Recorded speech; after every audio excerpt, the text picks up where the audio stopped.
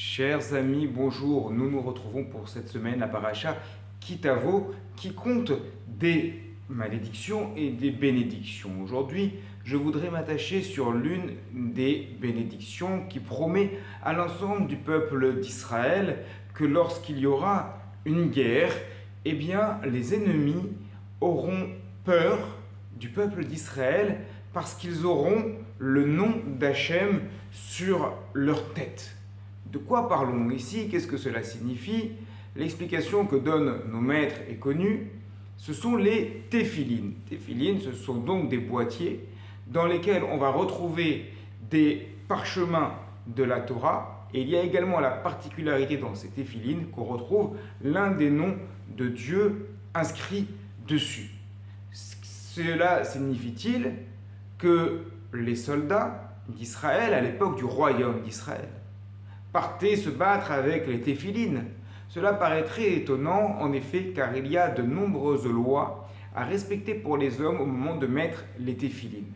On ne doit pas s'endormir avec les téphilines, on ne doit pas avoir des discussions qui ne sont pas liées à la Torah au moment où il y a les téphilines, et de manière générale, tout cela est englobé par un principe général qui s'appelle Esser Da'at, un éloignement de l'esprit. Il ne doit pas y avoir d'éloignement de l'esprit sur le principe des téphilines. C'est pour ça que dans les générations précédentes, à l'époque du Talmud, les grands maîtres portaient les téphilines toute la journée parce qu'ils arrivaient à se concentrer toute la journée sur la Torah. Mais il est formellement interdit dans la halakha de porter les téphilines alors qu'on va faire autre chose, alors qu'on ne pourra pas se concentrer, et pire encore, si l'on va avoir des mots qui ne sont pas corrects, des comportements qui ne sont pas compatibles avec la Torah, alors cela devient un interdit formel de porter les téphilines à ce moment-là. Donc de quoi parlons-nous ici?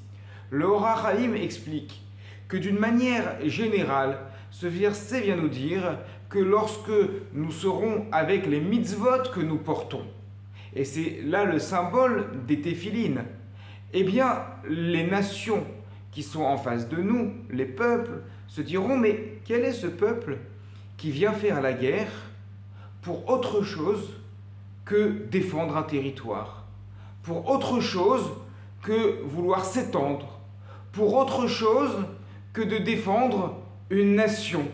Non, c'est un peuple qui a les téphilines sur la tête. C'est un peuple qui a les mitzvot. C'est un peuple qui est là uniquement parce que son but est de respecter complètement la Torah et les mitzvot, et cela va impressionner.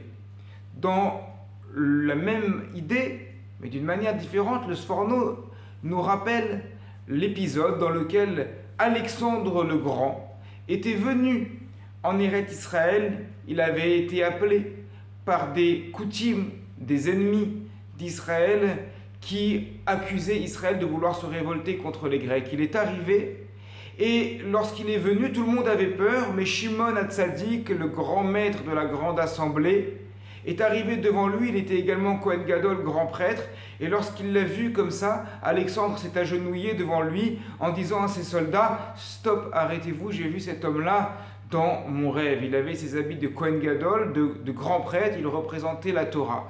Et là, Alexandre le Grand, le conquérant, légendaire, pas légendaire puisqu'il était historique, mais en tout cas qui a marqué les mémoires de l'humanité, en comprenant que ici ce représentant du peuple d'Israël était quelqu'un de Torah, et que le but des Bnei Israël n'était pas de défendre le territoire pour défendre le territoire, défendre la nation pour défendre la nation, mais uniquement défendre la Torah.